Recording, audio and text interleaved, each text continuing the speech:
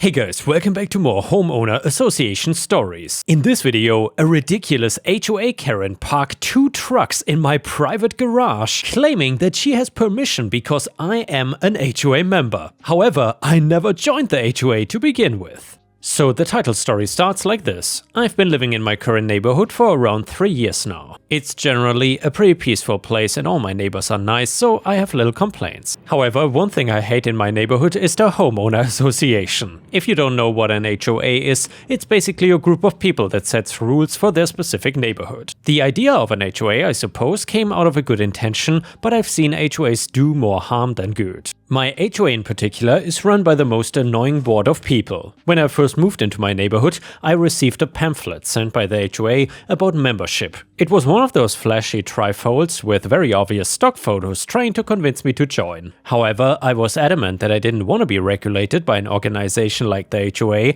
and ignored the pamphlet. A few weeks later, I got one of the members at my door asking if I'd received the pamphlet. I told them that I'd received the pamphlet, but I had no interest in joining the HOA. They tried to convince me to join, but I shut them down and after a while they left. Well, I thought that was that, but the HOA for the past 2 years, mind you, has been constantly harassing me and trying to get me to join. They find every single reason to complain about my property and send one of their goons to my door. For example, if my grass was growing long, they would send a note to my door complaining about the length with specifications about what length it should be. They would also send mildly threatening letters that claimed the HOA would take legal action if I didn't join and abide by their rules. I never gave in to the HOA, but I did keep note of every time the HOA did something like this and made sure to take photos for evidence. The meanest HOA board member is a woman we will call Karen. She lives on my street but towards the end on the other side, so I haven't really met her before this incident. She is considered somewhat of a dictator amongst my neighbors. My neighbor across the street has recounted countless tales of Karen's harassment for generally small and unimportant things. She's extremely nitpicky and harsh with rules, and I honestly think it's a power trip thing. Anyways, enough context, onto the story. So I recently went on a trip for about a week to visit my family in another state. I came back home to 2 massive trucks in my own garage. I live by myself and don't even drive a truck, so obviously these were not mine and I was deeply confused. I noticed Karen standing outside admiring her trucks, so I approached her and asked what her trucks were doing in my garage. Karen did not even have the respect to look shocked or guilty that she was basically caught. She simply scoffed and said, "You left your garage door open." When she didn't elaborate more, I replied, "Yes, that might have been my mistake, but that doesn't allow you to park your cars in my garage." Karen scoffed, "Your open garage was an invitation to put my trucks in there." She went on to explain that there's a clause in the HOA rules that open garages are community parking. I didn't believe that one bit, but I told her that the clause could not apply to me because I'd never joined the HOA. She scoffed at me and said that the HOA controlled the entire neighborhood, including my house. Obviously, I pointed out that that was absurd, but Karen would not listen. She threatened to fine me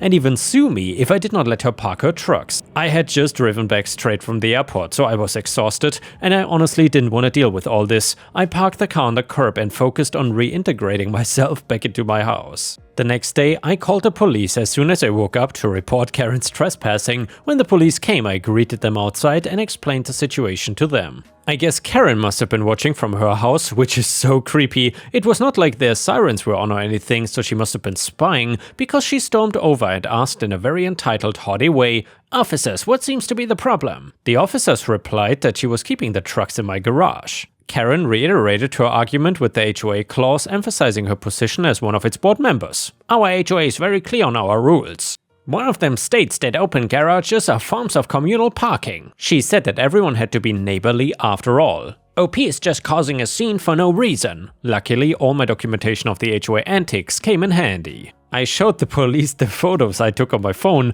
all the threatening letters, the anonymous complaint notes, and more. I informed them that I was never part of the HOA to begin with, and therefore Karen's argument was invalid. The officers talked amongst themselves for a bit. Karen stood there gloating as if she had won. Honestly, I was still jet-lagged, so I wanted the whole ordeal to just be over. When they were done talking, the officers took me aside, and that although they agreed with me and understood my situation, there was not much that they could personally do since it was a civil matter. Because of that, they suggested that I take her to court. I mulled it over that night. Taking the legal route would have definitely been more fair, but it also would have been long and expensive. I'd already spent hundreds on my trip. I figured Karen would be well off enough to afford a decent lawyer, although I could also afford a lawyer like that. There would be way too much time though and money spent over something essentially so minuscule. I asked my friends what I could do and one of them suggested a rather devious plan. So the day after the police came, I came to Karen and said that I would allow her to park her trucks in my garage, saying that I didn't want to cause any more problems regarding this and that it's honestly not a problem. Karen was reveling in her victory. All of a sudden, she switched from attacking me to being condescending, saying things like, "I'm glad you finally came to your senses. Thank you for choosing the right option." She won the battle, but I would win the war. I let Karen gloat for a day before I brought my plan to fruition. At night, I checked to make sure that Karen's trucks were still parked in my garage, and of course, they were, so I called the friend who originally suggested this plan. He came in his own car, and together we parked our cars in front of the open garage. Technically, we were abiding by her orders by allowing her to park, but she never said anything about taking the trucks out. I left for work the next morning. Honestly, I couldn't focus the whole time at work since I was so excited to see Karen's reaction to our plan. Just don't let my boss know that. Sure enough though, not even a minute after I walked in my house, Karen knocked on my door. She must have been camping out trying to see when I got home, because I kid you not, it was that quick. Anyways, she immediately began screaming at me, telling me that I had no right to put my cars there and that I had to move them right away. What a hypocrite, right? Well, I replied calmly that I obviously had no room in the garage to park my cars and that I couldn't park them on the curb since today was reserved for street cleaning, which was not a lie. Obviously, there were no real holes Karen could poke into my argument, so she began getting really flustered. "But street cleaning is over now. You can move your cars to the curb." "Or, Karen," I replied, "you can move your trucks to your own house and stop parking them at mine. There's no need for you to have your trucks here. We don't even live that close to each other." I wanted to say that she was obviously doing it for her power trip, but that seemed so aggressive, so I held my tongue. This is my house and you have inconvenienced me, and hence I can park my cars wherever I like. If that causes you a problem, perhaps you should reconsider where you decide to park. Karen was somehow shocked that I decided to confront her on this and began screaming at me that I was being unfair. This was where I presented Karen her ultimatum. I pretended to think about it for a bit and then said, "Fine, I will move the cars." Karen looked a bit relieved until I added that I couldn't move them until I received proof of the HOA clause about the open garage policy and a signed apology for all the harassment from both her and the HOA. Karen did not like the sound of this at all. Her energy shifted from aggressive to pleading in an instant. She was practically begging me to move the cars, listing all the reasons she apparently needed them. But to be honest, none of them made sense either. I'm pretty sure she was pulling stuff out of nowhere. She'd said things like volunteering, church events, and at some point, a rally. I was not sure. I didn't care that much anyway. When I still said no, she started trying to bribe me, offering first discounted HOA memberships, as if I cared, to straight up cash. Well, I remained firm on my decision, and to my surprise, Karen left. For as desperate as she seemed, she didn't even try negotiating with my offer. I guess she was really stubborn to believe that she was in the right. A week passed and Karen's trucks were still in my garage. I felt bad for my friend since he had to leave his car there for so long, but he said it was no problem and that he wanted to help me get back at Karen. Fortunately for all of us, this nonsense would soon end. I was catching up with my neighbor across the street and ended up telling her about the incident that went down with Karen. My neighbor agreed that Karen was being unnecessarily stubborn but was her usual self. I did not really dwell on the topic too much, but the story spread essentially throughout the entire neighborhood. Gossip is gossip, I guess. A few days later, a group of my neighbors came up to me. It was a long-winded conversation, but essentially they were disgruntled on my behalf about the whole situation with the trucks, and that got them thinking about all the stuff the HOA and Karen have done to them. They decided that they wanted to band together to report the HOA and Karen. I was hesitant at first as I really didn't want to deal with all the legal troubles, but I eventually agreed. One person might have not been able to make a difference, but a whole group of us surely would. So then, together, we compiled all of our evidence over the years of the HOA's abuse, and honestly, I don't think we were ever really going to the courts. It was just to scare the HOA, and it worked. The HOA eventually caught wind of this and sent out a letter to all of us, formally apologizing for the inconvenience their association has caused. They also sent me an apology letter for all the aggression. Karen apologized to me soon after and agreed to take the trucks out. Apparently, she was removed from the HOA due to her behavior. I feel sort of bad, but at the same time, well deserved. Even though I knew it was a low chance that Karen would ever try something so stupid again, I got my friend to install a smart garage for me. Essentially, I will have an app on my phone that allows me to check the status of my garage door and make sure it's closed. A piece of advice: always check your doors. You might find an annoying neighbor's car in your garage if you're not careful. And the next one is a legal HOA drama story. It is titled, "Am I the a-hole for refusing to join our HOA after they forged our signatures?" And by the way, if you enjoy the HOA stories, please don't forget to subscribe to the channel to not miss any of my daily uploads. Thank you so much. So this is a long story that started back in the early 90s when my wife and I bought our first house. It's still ongoing today though. So back in 1992, we were a young couple in our early 20s looking to buy our first home. We had saved up for years, working extra shifts and living in a tiny apartment to make our dream of home ownership come true. After months of searching, we found this perfect little house in a nice suburban neighborhood. The price was right, the location was great, and everything seemed perfect. We went through the whole home buying process, signed all the paperwork, and finally got our keys. It was one of the happiest days of our lives. We spent the first few weeks painting, fixing things up, and really making it our own. Everything was going great until about 2 months after we moved in. That is when we got this official looking letter in the mail from something called the Homeowners Association. According to this letter, we were 3 months behind on our HOA dues, and they were threatening to put a lien on our house if we didn't pay immediately. The total they were asking for was over $900, which was a lot of money for us back then. I remember showing the letter to my wife and we were both completely confused. "Did you know anything about an HOA?" she asked me. I hadn't, and I was pretty sure it hadn't come up during the purchase process either. The next day we both took off work early and went to the HOA office, which was this little building near the neighborhood entrance. As soon as we walked in, we were greeted by this woman who I can only describe as Karen's final boss form. She had this perfectly styled helmet of blonde hair, fake nails that looked like they could double as weapons, and an expression like we had personally offended her by existing. "How can I help you?" she asked in a tone that suggested she would rather be doing anything else. I handed her the letter and explained our situation. "We just moved in a couple months ago and we're a bit confused. This is the first we're hearing about any HOA." She looked at us like we were complete idiots. "Every house in the neighborhood is part of the HOA. It's mandatory. You signed the agreement during your closing."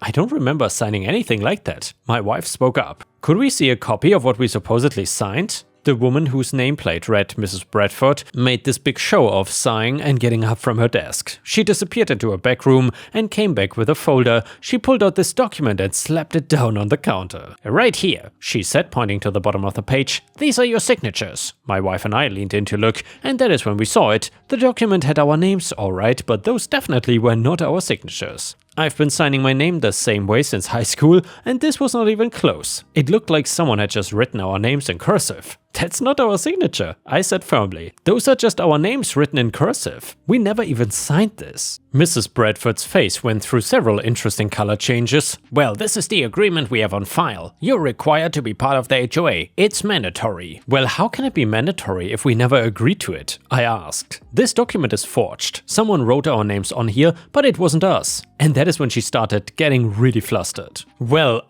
you must have, everyone has to be part of the HOA. Show me where in our closing documents it says that." My wife challenged. She had kept copies of everything organized in a binder at home because I've read through everything we signed and there was no mention of an HOA. Mrs. Bradford started shuffling papers around, getting more and more agitated.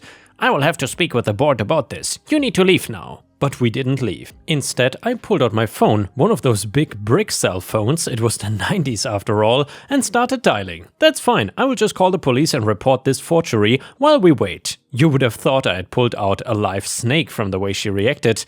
"There's no need for that, I'm sure we can work something out." Yes, I agreed, we can work out how you're going to destroy this forged document and acknowledge that we are not part of your HOA. She tried to argue more, but we stood our ground and finally she disappeared into the back again and came back with another woman who introduced herself as the HOA board president. The president tried a different approach. "We understand that there might have been some confusion during the closing process. Why don't we just start fresh? We can draw up a new agreement right now." "No thank you," my wife said firmly. "We're not interested in joining the HOA." "But you have to," the president exclaimed. "Every house in the neighborhood is part of the HOA." "Except ours," I corrected her. "Since we never agreed to join, sign and someone forged our signatures on your document. That is when things got really interesting. The president's face went pale and she pulled Mrs. Bradford aside for a whispered conversation. We could hear bits and pieces saying, "Can't believe this happened again. 5th house this month, gonna be a nightmare." When they turned back to us, the president had this forced smile on her face. "We will look into the situation and get back to you. In the meantime,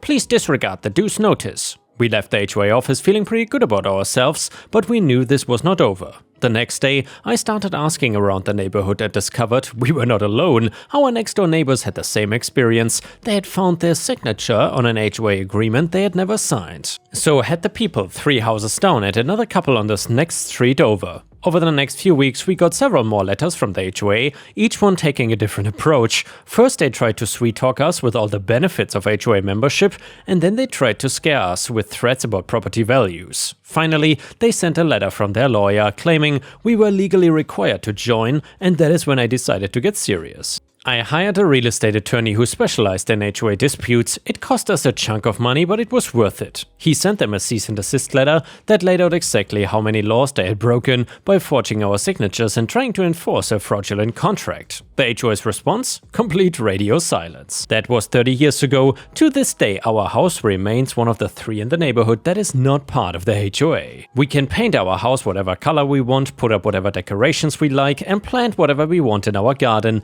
It drives the HOA absolutely crazy. Over the years they've tried various tactics to force us to join again. And yes, sometimes we do things specifically to remind them that they have no power over us, like parking the RV in the driveway or putting up our Christmas decoration in October. Lately, I've been wondering if we are being too petty. My wife says we're just standing up for our rights and the HOA brought this on themselves with their illegal behavior, but some of our HOA member neighbors have started making comments about how we are being difficult and not team players. So Reddit, am I the a-hole for continuing to refuse to join the HOA and occasionally doing things just to remind them that they cannot control us? And yeah guys, let me know in the comments what you think about this one. Is OP being the a-hole here or not? Comment number 1 said, "You are the a-hole. You're using a decades-old mistake to justify being a troublemaker in your community. HOAs exist for a reason. Yeah, to bully people, to maintain neighborhood standards and protect everyone's investment. Your principled stand is just selfishness dressed up as righteousness." Comment number 2, everyone sucks here. The HOA's original fraud was obviously wrong, and their continued attempts to force you to join are inappropriate. However,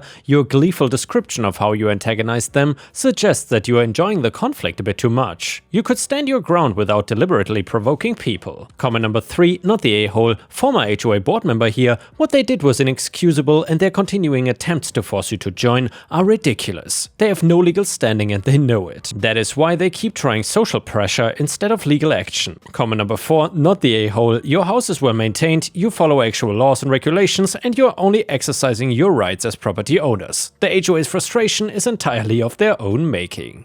And before we end the video, we will read a story from r/malicious compliance. It is titled, "You want me to work my exact hours? Okay, no problem." So a few years ago, my manager decided to crack down on workplace discipline. His first rule, everyone had to work their exact scheduled hours, no more, no less. If your shift was 9 to 5, you couldn't start a minute early or leave a minute late. Now, I'm the kind of person who likes to finish what I'm working on, even if it means staying a little past my shift. But fine, rules are rules. So at 5 sharp, I start dropping everything. Middle of a call with a client? Well, sorry, it's 5, let's pick this up tomorrow. Writing an email? Draft saved, computer shut down, my co-workers followed suit. Soon the office was a ghost town at exactly 5 o'clock every day. It didn't take long for chaos to erupt, deadlines got missed, calls were dropped, and clients were not happy. Management started to notice. After about 2 weeks, the rule magically disappeared and we were told, just do what you need to get the job done. It's funny how quickly things change when you follow orders too perfectly. And yeah guys, thank you for watching, I will see you again tomorrow.